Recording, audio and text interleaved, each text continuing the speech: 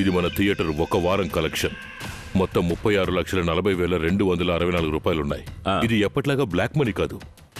నువ్వు చేసిన సేవకి నేనిచ్చే గిఫ్ట్. థాంక్స్ అండి. నేను చెప్పినట్టుగా 32 లక్షల రూపాయలు కొట్టేసి తెచ్చాను. నువ్వు చెప్పినట్టుగా గాయత్రిని నాకు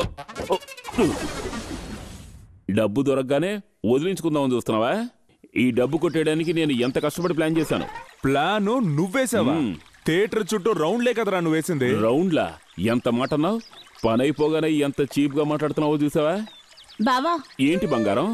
నేను ఆయన్ని పిలిచాను. వాడితో ఏంటి వేస్ట్ మాటలు? పెట్టిన మోసినందుకు 5దో 10దో ఇచ్చి పంపించేయండి. ఏయ్, ఏం మాట్లాడుతున్నావు?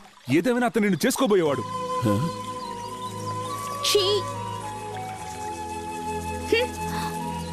బ్రదర్ అలా కోపడకండి బ్రదర్.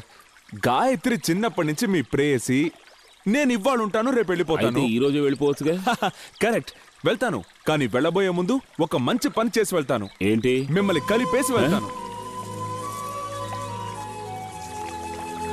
మీ ప్రేమ 100 సంవత్సరాలు చల్లగా ఉండాలి. Thank you. అంతకంటే ముందు ఒక 3 నిమిషాలు తనతో ఒక డ్యూట్ వేసుకొని మీకే రిటర్న్ చేస్తాను. రిటర్న్ చేస్తావా? రేయ్, నేనేమన్నా అద్దె సైకిల్ ఇచ్చేవాడిని అనుకున్నావా? నువ్వు కావలసినప్పుడల్లా తీసుకువెళ్ళి వాడుకుని ఆ తర్వాత మళ్ళీ తీసుకొచ్చేస్తే తీసుకోవడానికి. బావా ప్లీజ్ బావా, 3 నిమిషాలే కదా బావా, పర్మిషన్ ఇవ్వు బావా. ఏయ్, ఇదేమన్నా స్కూల్ లీవ్ అనుకున్నావా పర్మిషన్ ఇవ్వడానికి? కానీ ఈ లోకంలోనే చేసుకోబోయే వాడి దగ్గరికి వచ్చి నేను వెళ్ళి ఇంకొకరితో డ్యూయట్ వేసుకొస్తాను, ప్లీజ్ ప్లీజ్ పర్మిషన్ ఇవ్వండి అని అడిగిన మొదటి మరదలవి నువ్వే. ఇద్దరు నా కళ్ళ ముందు నిలబడకండి. ఇదిగో మీరు కోరని పాట. ఏమిటండి చూస్తున్నారు? కాస్త వయసు పెరిగినా కూడా మొహంలో అమాయకత్వం అలాగే ఉంది మహాలక్ష్మి.